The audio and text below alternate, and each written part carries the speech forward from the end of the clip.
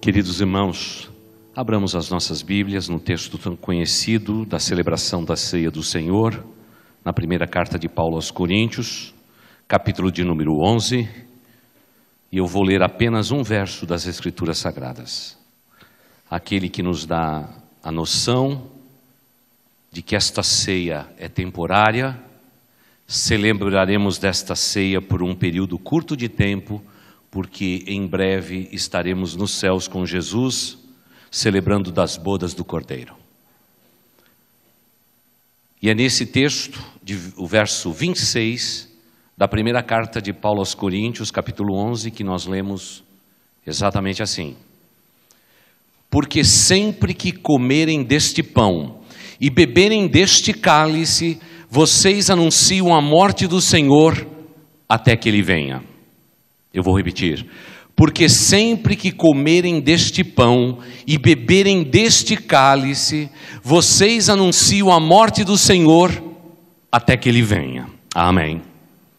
Querida igreja, da mesma forma que temos ensinado de maneira enfática desde o ano passado, parece que a celebração da ceia do Senhor é e sempre será para nós algo que nos remete ao passado distante, que nos fala do nosso presente, como já temos aprendido desse púlpito, mas também nos remete ao futuro glorioso da Igreja de Cristo Jesus. Parece que é uma história contada e falada em versos em 3 tempos. Então vamos para o primeiro tempo. Lá na antiguidade, antes que o mundo fosse formado. Já dissemos à igreja e temos enfatizado mais e mais desde o ano passado. Como dizem os estudiosos das Escrituras Sagradas. Antes mesmo de Deus ter dito, haja luz, Ele disse, haja cruz. Porque não havia outro meio de nós entendermos a história através do século. Querida igreja, Deus não foi surpreendido com o pecado do homem. Deus é soberano. Gloriosamente soberano. Nada pode apanhá-lo desapercebido. O controle do universo está em suas mãos. Ele não é dono do meu e do teu livre-arbítrio, mas Ele é o Senhor de toda a humanidade. E é por isso que os estudiosos dizem, se Jesus Cristo morreu por nós antes da fundação do mundo, bem provavelmente antes do mundo ser criado, antes mesmo de ser dita a palavra, haja luz, houve uma palavra ecoando no universo, haja cruz. Sim, Jesus Cristo, o Filho de Deus, esse Filho único que Deus tinha, e Ele fez dele um missionário, e o enviou a esse mundo para nos redimir e para nos salvar. Esse é aquela primeira parte.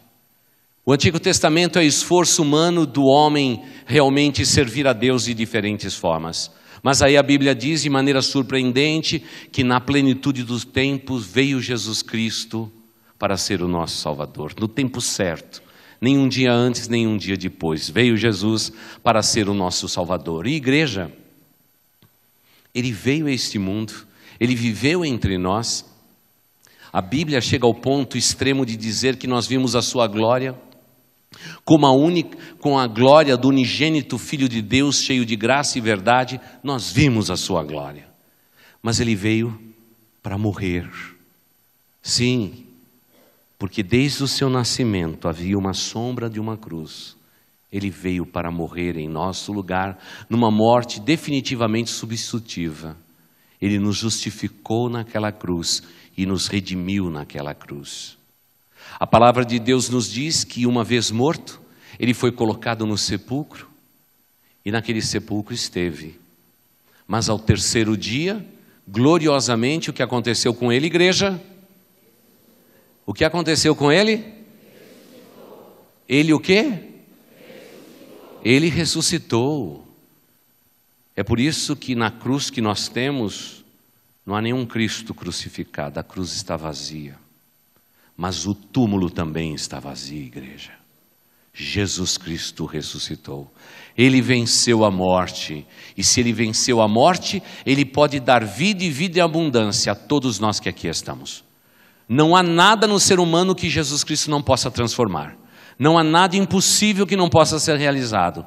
Porque se Ele venceu a morte, até da morte, Ele é Senhor. Mas é interessante percebermos que nas instruções finais de Jesus Cristo, Ele confidencia aos seus discípulos de que batismo é importante, de que ceia também é importante, e Ele nos ensinou detalhadamente como deveríamos celebrar desta ceia, cada detalhe. E é bonito ver aqueles homens naquele cenáculo, partindo o pão, tomando do cálice e celebrando a esperança da morte de Jesus Cristo, até que um dia Ele venha. E o apóstolo Paulo, olhando para aquela cena, ele diz: amada igreja, eu recebi do Senhor o que também vos ensinei, que o Senhor Jesus, na noite em que foi traído, Ele tomou o pão, e tendo tomado o pão, Ele o partiu, deu aos seus discípulos. Normalmente, numa celebração de Páscoa, cada um pegava o seu pão, partia e comia para si, mas não em Jesus. Naquela ceia, Ele partiu e deu aos seus discípulos, e quem sabe os homens foram recebendo um nacozinho do pão e dizendo: o que significa isto? E Ele diz: isto é meu corpo, que é partido por vós. Comam deste pão, de hoje em diante, em memória de mim. O apóstolo Paulo volta o seu foco para esta noite e ele diz assim: semelhantemente, depois de ter ceado, Ele tomou o cálice, e lá vem Jesus de novo. Ele pega o cálice em suas mãos. Todo mundo, quem sabe, pegou o seu cálice. Quem sabe o Felipe, o que cuidava da logística, disse: põe de volta, não dá fora. Você não está percebendo que é algo que nunca aconteceu? Ele toma do cálice, Ele ergue o cálice aos céus. Ele diz: tomem desse cálice todos, porque este cálice representa um novo pacto de Deus com o homem. É um novo testamento, é um novo pacto de Deus com os homens. E celebrem deste cálice em memória de mim. E segundo a tradição, Jesus tomou, deu para os seus discípulos, e todo mundo pegou o cálice de Jesus e tomou, e depois passou para o outro lado, e eles disseram: o que é isso que Deus nos fez a saber? E aí o apóstolo Paulo declara o seguinte: porque sempre que comerem deste pão e beberem deste cálice, igreja, vocês anunciam a morte do Senhor até que Ele venha. Esta ceia que celebramos na face da terra é temporária. Estaremos celebrando desta ceia enquanto estivermos vivos vivendo neste mundo. Mas esse mesmo apóstolo Paulo diz que um dia, ao ressoar da trombeta de Deus e o clamor do arcanjo de Deus, os que morreram em Cristo ressuscitarão primeiro. E depois nós, os que estivermos vivos, seremos arrebatados juntamente com eles nas nuvens para estarmos com o Senhor. Essa é a promessa do nosso Deus. Querida igreja, talvez sejamos, como gosto de dizer, na vida sua, na vida dos seus filhos, a última geração sobre a face da terra. Porque hoje não precisamos mais olhar para o mundo para ter a certeza que esse bom mestre está voltando. A gente olha para a igreja e para os crentes, a gente já tem certeza que Jesus está voltando. Por isso, querida igreja, eu estou aqui para recordar aos seus corações: o mesmo Cristo que um dia veio ao mundo, Ele tem um encontro marcado comigo e com você, em algum lugar nas nuvens, numa região celeste, e nós estaremos depois daquele momento para sempre com o Senhor. É a promessa. Irmãos, e tão certo como estamos aqui, essas palavras vão se cumprir. É por isso que quando eu olho para um texto desse, que fala desta ceia, que desde antes da fundação Jesus veio, que fala a respeito de Jesus Cristo vindo, não é? Celebrando desta ceia, morrendo numa cruz, sendo sepultado, ressuscitando ao terceiro dia e deixando a promessa do retorno dele. Irmãos, eu e você temos que viver uma vida como se cada dia fosse o último dia da nossa vida, porque o dia e a hora nós não sabemos. É por isso que eu e você temos que aguardar a volta do Senhor Jesus Cristo de maneira ansiosa. E segundo Pedro escreveu, nós devemos apressar a volta do Senhor Jesus. Sabe como a gente faz isso? Vivendo uma vida de pureza e santidade, testemunhando de Cristo Jesus a todos, orando e fazendo a obra que Deus nos deu a realizar. Fazendo isto, estamos apressando a volta do Senhor Jesus Cristo. Agora, quando eu leio esse texto, então eu descubro que uma ceia que você toma comigo todos os meses nesta igreja, imagine uma igreja como a nossa, há 87 anos já celebrando desta ceia com fidelidade todos os meses. Você já imaginou? Não estou falando de 8 meses, eu estou falando de 87 anos. Ela sempre vai anunciar, ela tem um aspecto profético que aponta para o futuro. Tem um aspecto apocalíptico que aponta para o futuro, por aquele Deus glorioso que um dia virá para buscar a sua igreja. E amados irmãos, esse dia vai chegar. E esse dia se aproxima. O mundo está em convulsão. Não há mais nenhum lugar na face da terra que seja seguro o suficiente para vivermos. O mundo está inquieto. Os homens estão com seus corações abalados. Numa cidade como a nossa, os homens estão desesperados buscando resposta em Deus. E cabe à igreja de Cristo Jesus, a nós e todas as igrejas na face da terra, e principalmente nessa cidade, nesse tempo, tornar o nome de Jesus Cristo conhecido. Esse é o tempo, porque quando esta ceia que hoje celebramos se cumprir na eternidade, irmãos, tudo ficou para trás. Tudo ficou para trás. A terra será renovada pelo fogo. Tudo aquilo que o homem poluiu, tudo que o homem destruiu, Deus vai fazer tudo de novo, do jeitinho que Ele fez. Cada rio vai correr no seu leito. Cada árvore estará estendida no seu lugar. Porque nenhum plano de Deus pode ser frustrado. Nenhum plano de Deus. E nós vamos nos encontrar com Jesus nos ares. E irmãos, eu acho que nós vamos dar um bocado de trabalho para o anticristo. Porque o sujeito vai ter que explicar o sumiço nosso. É por isso que de vez em quando eu vejo aí uns discos voador. O homem achando água em Marte.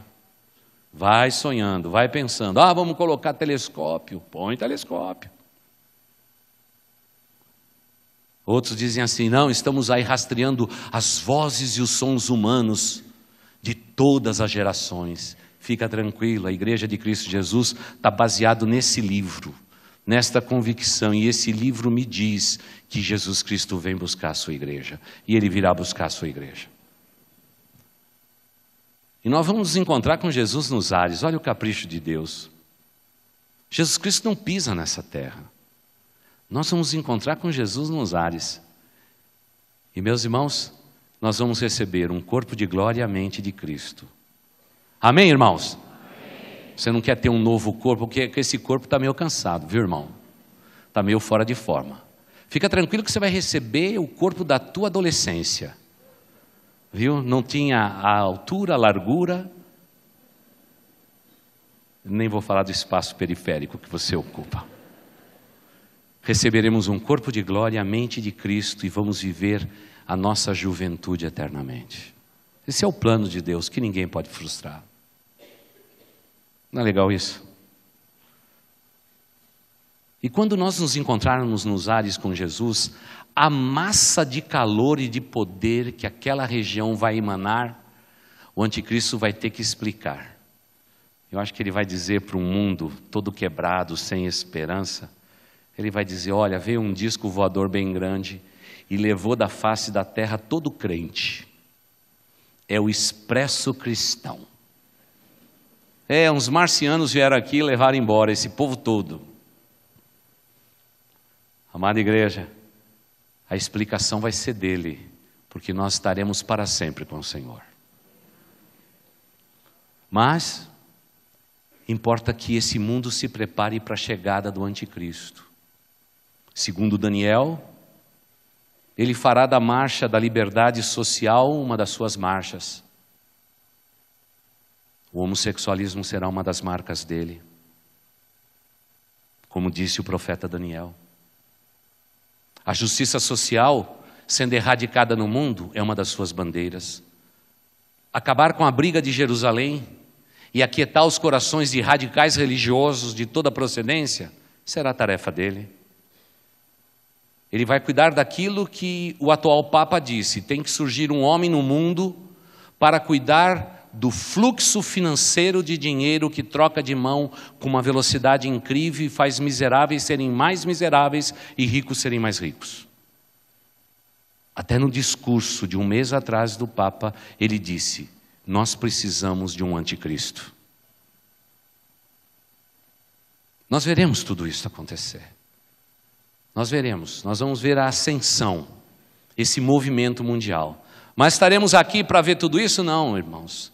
Jesus Cristo não tem nenhum motivo de fazer a igreja passar a tribulação, né, Gabriel? Essa foi a pergunta que acho que ele mais responde. A igreja passa ou não passa a tribulação? Claro que não passa, irmãos. Nós vamos ser arrebatados antes da grande tribulação, irmãos. Não fica crendo em história, não. Por que Deus iria fazer isso conosco? Um Deus rancoroso, eu vou castigar os caras até o fim. Aquele que não deu dízimo, eu vou apertar o cara na parede. Aquele que bateu na mulher, eu vou esfolar o cara. Aquele que não amou o próximo, eu vou... Irmãos, vamos deixar das coisas de criança. Nosso Deus é Deus, não zombe-se de Deus. Mas a grande tristeza da nossa alma, como temos anunciado sempre, é que quando eu e você subirmos para encontrarmos com Jesus nos ares, o Espírito Santo de Deus termina as suas atividades na face da terra. É por isso que o período que se segue é de grande tribulação, como nunca houve na face da terra. Como nunca houve na face da terra. É a Bíblia que diz isto. Por quê? Não haverá mais consolação. Não haverá mais entendimento das Escrituras. Não haverá consolação sobre os corações que sofrem, porque aquele que consola, aquele que ensina, aquele que recorda vai ser tirado junto da igreja gloriosa. Eu me lembro muitos anos atrás que eu preguei na favela, no Morro do Formiga, no Rio de Janeiro, e distribuí um folheto e disse assim: venha participar e venha saber sobre o casamento de Jesus. Estava lotada a congregação. Todo mundo queria saber quando Jesus vai casar. Aí eu falei desse dia glorioso, em que Jesus Cristo vem, busca a sua igreja, e o casamento vai ser celebrado, e essa mesa que hoje temos vai ser substituída pelas bodas do Cordeiro. É festa nos céus. Mas tinha muita gente lá que queria saber o dia e a hora que Jesus ia casar. E um monte de gente da igreja dizendo: pastor, Jesus não vai casar, ele é Deus. Ele falou: vai casar. Porque a igreja de Jesus Cristo é a noiva de Cristo. Jesus é o noivo, é a figura do noivo que vem buscar a sua noiva. E esse casamento vai sair, viu? Está demorando um pouco, a noiva está ficando meio envelhecida, mas fica tranquilo que Jesus é bom demais. Primeiro ele dá um corpo de glória, um corpo de juventude, e a gente vai ficar uma noiva lindona. Pode ter certeza. Porque nenhum plano de Deus pode ser frustrado. E amada igreja, é por isso que uma ceia como essa aponta para o futuro e diz: igreja, celebremos desta ceia, porque em breve Jesus Cristo vem buscar a sua igreja. E amados irmãos, aquele será um período de grande tribulação. Sabe por quê? Um monte dos nossos amigos, nossos familiares, que tanto nos ouviram falar da volta de Jesus, vão ficar. Eles vão arrombar a porta da nossa casa, procurando por nós, apanhando as nossas Bíblias, tentando ler as Escrituras e não terão nenhum entendimento. Os homens arrombarão as portas desta igreja e vão querer sentir a presença doce do Espírito Santo, como estamos sentindo hoje, e não haverá mais essa doçura, porque o Espírito Santo foi tirado. Por isso, eu e você temos que estar pronto hoje para encontrarmos com o nosso Deus. Não podemos deixar para amanhã. É urgente crermos que esse Cristo glorioso vem para buscar a sua igreja, porque Ele estabeleceu este pacto conosco. É por isso que toda vez que você comer deste pão e beber desse cálice, estes elementos anunciam a volta de Jesus Cristo, até que Ele volte. Até que Ele volte. Hoje uma irmã querida da igreja fez até pães ázimos, pão sem fermento, para a gente comer um pouco de pão sem fermento. Não é legal isso? A gente vai ficar mais perto daquilo que Deus nos ensinou. Mas isto tudo é passageiro, porque esta ceia apronta para uma que virá, e como já nesses últimos 8 anos, pela 4ª vez, o pastor está dizendo de novo, esta ceia aponta para o futuro glorioso da volta do Senhor Jesus Cristo. Você está preparado para esse encontro? Você está preparado para esse encontro? Você está preparado para esse encontro? Se o teu amém foi meu amém, juízo. Juízo. Porque eu gostaria de declarar a todos vocês, olhando para esta câmera aqui, se vocês perguntarem para mim como pastor, quando isso vai acontecer, não sabemos. Gostaria de ter resposta para todos vocês da internet e das pessoas que estão aqui nesta igreja. Eu quero dizer a todos vocês que pode ser a qualquer momento. Sim, repentinamente, a qualquer momento. Pastor, será que ele será nessa semana? Não sei. Quem sabe pode ser hoje? Eu não sei. Será que pode ser agora mesmo, nesse instante? Não sei. Pode ser que seja neste momento. Eu tenho que dizer para você, eu não sei. Porque o dia e a hora, ninguém sabe. Isso é atributo de Deus. Mas importa a cada um de nós como cristãos, que possamos estar prontos para encontrarmos com o nosso Deus. E rogo ao Senhor que na tua lâmpada haja azeite e que ele não se acabe. E qual virgem prudente nas parábolas que foram ensinadas, eu e você possamos estar prontos e que na nossa botija não falte azeite para nos encontrarmos com o Senhor Jesus. Mas pastor, será que isso tudo vai acontecer? Eu acho que sim. Você tem ouvido falar de fome? Quem tem ouvido falar de fome aí? Terremoto. Vulcão entrando em erupção.